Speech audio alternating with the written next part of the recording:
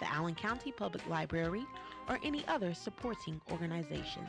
For more information about creating your own television program with Access Fort Wayne, call 421-1250.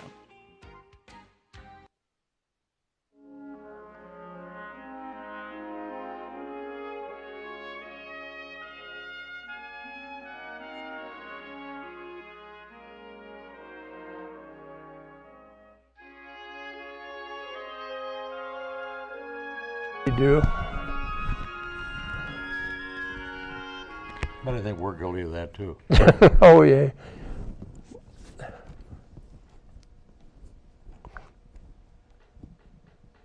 Hello, and welcome to the American Veteran. I'm Dale Parrish, your host. Carl Fowler is our co-host. Also joining us today is Steve Dewald, World War II B-17 pilot. But our guest today is Bob Rose. He's a Korean War veteran, Navy veteran. Yeah, Welcome to the show, Bob. thank you. He's also a member of our Korean War Veterans Association. When did you join the Navy? Well, thanks to a guy named Bob Severs. Bob? Everybody knows him as Mr. Wowo. Yeah. I joined the reserve in March of 1950. And I don't know why, but I retired in June of 1990. 60 to 90, he was in the Navy Reserves. I got credit for 40 years. Went on active duty in January of 52. Got my first discharge in December of 1953. I went home, lasted 3 weeks, went back out and saw Bob and re-enlisted in the reserve, and I spent the rest of my time there. Mm-hmm. What kind of, where'd you take your basic? Great Lakes. Great Lakes, yeah. That's just about standard, isn't it? It was then, yeah. Now, I guess they all go to San Diego. Mm-hmm. What kind of a ship was you on? Oh, over years, at one time or another, I was on every type of ship that floated except a battleship and a carrier. I tried to get transferred, but they wouldn't let me. And every year, I go on a 2-week training duty. Yeah. I was a radioman, and that's always been a critical rate. So I'd get orders to a different ship every year. Mm-hmm. And it was interesting, I guess. What was your best ship that you was on? I mean, any particular? Well, probably the one I did my active duty on was a DE, the Blair. She was commissioned in 1942 and put in mothballs in 45. And in 52, we went to Green Cove Springs, Florida, brought her out back on active duty. That probably was the ship I remember the best. That was a destroyer? Destroyer Escort, yeah. We flew plane guard, mainly for the Midway, the carrier. Mm-hmm. We would be behind them whenever we're out there or whatever we were doing. And if a pilot went down, it was our job to go get him. So, okay. What did you send out to get them? A small boat or a chopper or what? no, we didn't have choppers then. All we had was a lifeboat. Mm-hmm. They would drop it, go get him. Did you make any rescues that way while at sea? That I remember 3. They were different ships that while I was on the 2-week training duty. Mm-hmm. And I can't remember the ships, but I think there was 3 times we had to go get a guy. Well, it probably saved their lives. Yeah, we got them. Well, now they talk about the whales being so bad, or the sharks. Yeah. And shoot, we never had trouble with sharks. We had a captain that he was something else. He was a lieutenant commander, and to make his other half stripe, he had to go to sea for 2 years. We didn't rate anything but a lieutenant, but all they had available was this DE coming out of mothballs, so we got him. He was a good-looking guy from Jacksonville, Florida, John L. Holmes.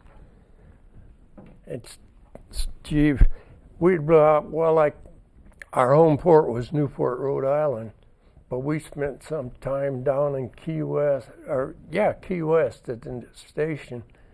They would send guys to sonar school for 6 weeks, and then they would have to go out for 3 weeks shipboard training. And that was our job. We'd get underway in the morning and come back in the afternoon. And being a commander for a captain, the guys would be lined up in the channel coming in for Liberty in the afternoon, and we always beep beep and go around all of them. We were first because we were senior officer. So there you go. Those 2 years were really great. Rank has its privileges, right? It sure does, yeah. In the Navy, anyway. Mm-hmm. That was the battleship, though. No, I was No, the no. DE. I was destroyer escort. That's Oh, the ship destroyer, I did my okay. active duty on. Okay. And after that, in the meantime, I was on, you name it. You mentioned one time taking a trip up the St. Lawrence. Oh no, when they opened the St. Lawrence Seaway to fleet ships to come into the Great Lakes, I was on a PCE, a patrol craft, on 2-week training duty on Lake Michigan. The submarine needed a radioman, so I got to TAD, temporary duty for 1 day. Went aboard the USS Torsk. And nobody, even when I talk about it today, if it comes up, nobody believes we went 180 feet deep in Lake Michigan. Yeah. It was the first fleet submarine to come in down the open seaway. And I got to take a ride. They gave me a card, honorary submariner. Did they? Must have been quite an experience. Oh, it was. I tell you, it was the whole fleet diesel boat. And I got the greatest respect for submariners. Because you could have no idea how it is to live down there. And now, with the nukes, they go out and they can submerge and they can stay out there for 6 months. Yeah, yeah. There are a bunch of guys that get my respect. I tell Yeah, mine too. I would really not do. want that job. I had 1 day, and that was enough for me. Oh man, the Radio Shack was like a clothes closet. Mm-hmm. It was about 4 feet wide and 6 feet deep, and the equipment was in there. That's where we did. Yeah. That boat creak and crack and snap a little bit. Probably make you think about it. Not really. You could hear the engines run, but other than that, well, us being up in the Radio Shack, we had headsets on, Oh, okay. so we didn't hear any of that stuff. Okay. How long would you be submerged, Bob? I think we were down 4 hours, if I remember right. I'm afraid I'd be claustrophobic. Yeah. Well, you can't be on those boats. No. You wouldn't last. No, I wouldn't. No, Wouldn't want to. actually, you don't even think about it. Well, we were too busy. We didn't Yeah, have time. I suppose. To get submarine duty, is that strictly voluntary, or do people be assigned to that? Oh no, that is voluntary. Yeah, you have to have your grades and blah blah blah, and you go to sub school. Yeah, I wouldn't volunteer. it's not only voluntary, but they hand pick you then after that. That is strictly voluntary. Yeah, it always has been. Yeah. Humidity kind of high in the sub. You'd get warm. I And the one I was on, well, now, the ships now, overall, are nothing like we had. Right. I mean, I know. we had hog troughs with boards laying across them.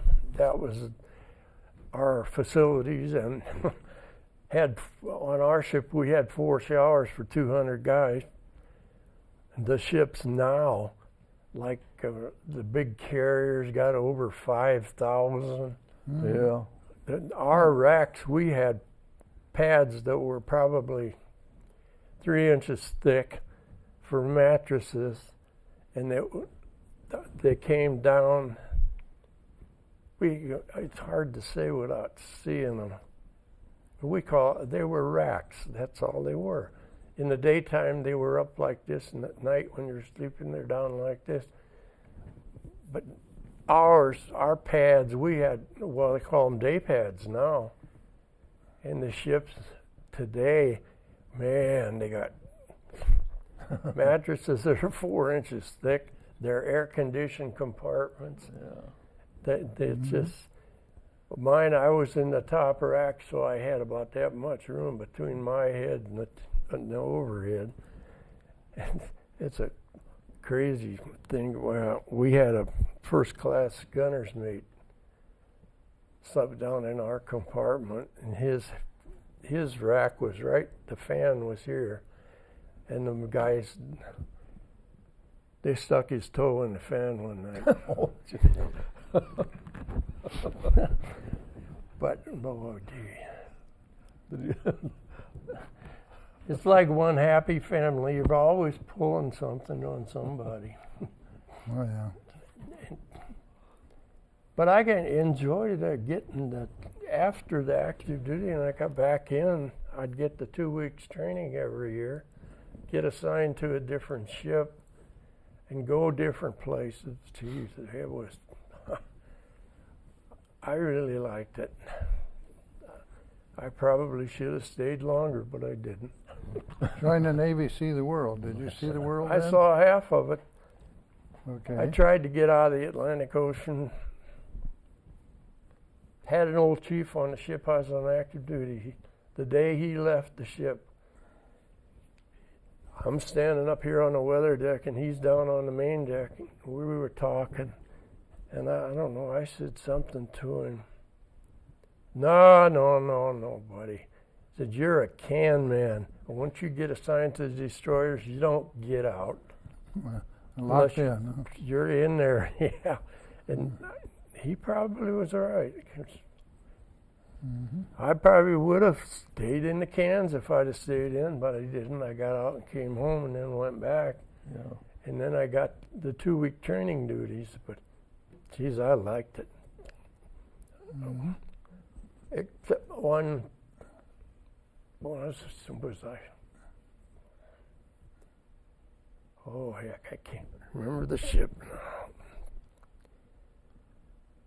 We came out of Newport, went down to Charleston. It was Operation Main Brace, 1954, 56. It was a peacetime operation. They were going to land 15,000 Marines on the beach in Norway. We went down from Newport to Charleston and picked up the minesweepers, the old wooden boats, and headed north. We ran into that storm. We were out 3 days. They sent them ships back. They were afraid they'd break up.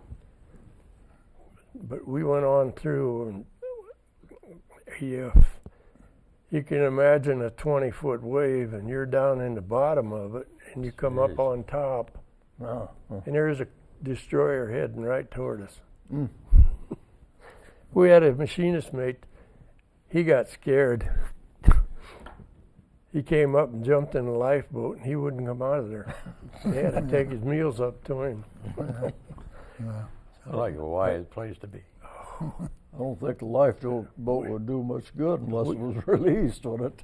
We hit one wave and you could hear it crack. Oh boy. And about 20 feet across the bow, the seam split. We were just scared to death we were going to lose that. But it stayed there for somehow we got out of the storm and the operation went into Bergen, Norway. Man, oh man, what a town that was. Yeah. It was just a small town. There was only about 700 people lived there. On Saturday night, everybody came from everywhere into the town hall. And they'd have a dance and a party and big deal. We weren't allowed to do anything. No, just behave and get drunk. That's pretty tough. I see you got a Korean Presidential Unit Citation. Where was you at in Korea? I never got into Korea itself. No, I don't mean in land. No, we sat out there off the beach and boom, boom, boom. Yeah. And that we got the citation from the president of Korea. Mm-hmm. I got the letter that he sent me for that. Right. Yeah. Mm-hmm. Yeah. That was one time I did get it. Well, no, two of them I got. I got one out of San Diego. That was a different kind of a trip too. That was on a destroyer, in fact. We were out there playing games with submarines. And all of a sudden we got the radio, priority, unidentified foreign sub. We took off and went after it. We chased that sub for 2 days and finally came up. It wasn't a submarine at all, it was a whale. Oh. Yeah. Sonar man couldn't tell the difference, huh? Somebody goofed. I'd say. But just so you didn't sink it. No, we never even caught it. Oh. Those darn things can move, I tell you, you wouldn't believe. They're big, but they can move. But you was off the East Coast in Korea. Yeah. Japanese, yeah. Japan side, yeah, okay. And you did a lot of firing inland then. Mm-hmm. Yeah. That's all we did, shot the beach until the Marines could go in. Yeah. Off of, Destroyer has what, 5-inch guns? Yeah. We had two forward, one aft, and then we had 40 caliber. Mm-hmm. Boom, boom, boom, boom, boom. Yeah, Bofors guns. But 5-inch gun does lots of damage as far as that's concerned. they can make a pretty good hole. Yes, they can. oh Yeah. I was looking at this medal that they got. The President of the United States doesn't give you as nice medals when they give you Oh, citations. heck no. No. No, for the Korean fact, that's been a sore spot ever since I got my first discharge. Everybody else come back home from the service, got bonuses and all kind of discounts here and there and that, and we got nothing. Oh. I came home from I got discharged in Newport. No, I didn't either. I got discharged in Norfolk. I came home Sunday afternoon and went to work Monday morning. Yeah. I worked at Magnavox. Magnavox. It was forgotten. Well, it wasn't a war, really. Well, don't feel bad about not getting a bonus. We didn't get anything either. We didn't get for World nothing. War II. I got books when I went back to college, and that's all. I'll be darned. My dad got a lifetime hunting and fishing license for World War I, and that's all I was thinking about, waiting to get that. I didn't get it. Well, I got the hunting and fishing license permanent.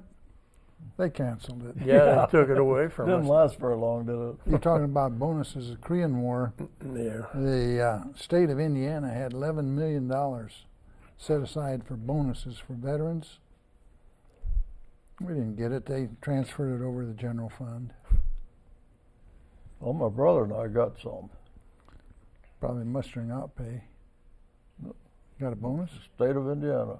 No, I never got a dime. Never I did didn't either. get any. I didn't. We didn't go over there for that bonus. No, not really, but No, but you like to think that the government Yes, it's- recognizes your service, you know. Yeah. yeah. I think Governor Handley Might have been. at I that don't know. time. Yeah. No, we got nothing. The so-called forgotten war was that exactly.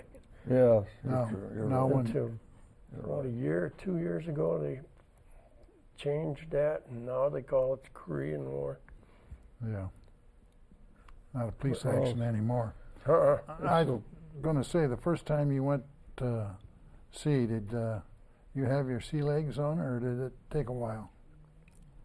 No, you know, that never really bothered me. I can't remember ever getting seasick. Hmm. I got close a couple of times, but no, even through that main brace operation, as bad as it was up there, I never got seasick. Well, that's good. That's good. You haven't yearned for a cruise afterwards, I don't suppose. Not really. My wife wants to go on a Caribbean cruise, and I don't push it because You've been there and done that. I had enough salt water in my face, so Yeah. it doesn't really matter to me. Yeah. You Well, better these- take her anyway. I probably will have to because she's the queen of the house, and Yeah. whatever. When you put that thing on, you're the boss. Okay. What did when you got out of service? You said you went to work at Magnavox. Yeah, I worked at Magnavox. Very long then, or did you work there before you went in service? Yeah, I did. Uh-huh. I worked there, and then I went on military leave and went active, and then when I came back there, and that's a bad story, I guess, about Magnavox. Every year, we look forward to getting laid off twice, in April and October, tax time. Oh, Yeah. yeah. Well, I worked there before, and they took me back afterwards, but they didn't. Had to take you back, but they didn't have to keep you. Oh, I never had a problem with Wasn't that. long, and I was laid off. So I forgot Magnavox. Yeah. I looked, was just like the reserve with the training duties. I look forward to getting laid off because when my dad was a machinist for 42 years. Yeah. And one day I got to thinking, what if he got caught in a machine or something? No, not me. So every year when I get laid off, I'd go get a different job. Oh. And the experience that I got through the years, wow. Mm-hmm.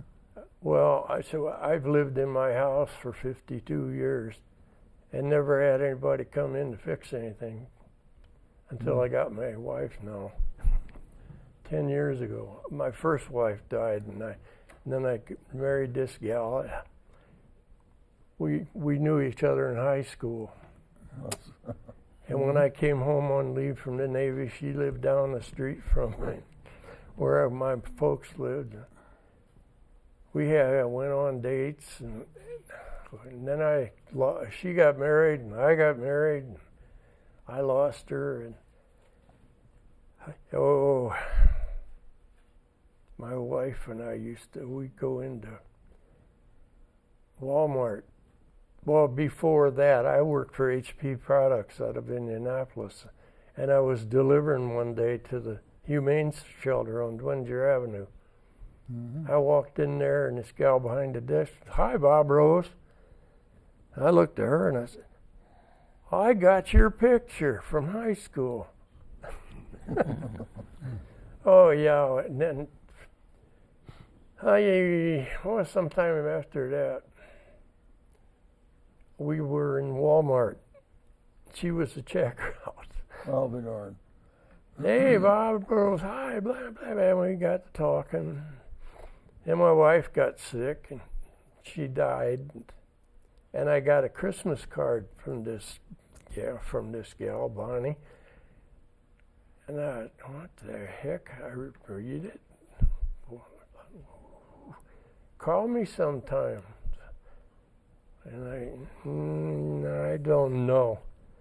Yeah, I kept thinking, she's single. She was married for 29 years, and her husband walked out on her. She's single, and then she sent me this card, and I thought, oh. I never answered it until June. Finally, I got tired of seeing her in Walmart, and I called her. Would you like to come over some night for some dinner? Tuesday night, I went over for dinner, and bam, bam, bam, 3 months later, we got married. Yeah. Yeah. Well, Bonnie's she's a nice gal. Hey, she's the best thing. When did you join the KWVA? 1993.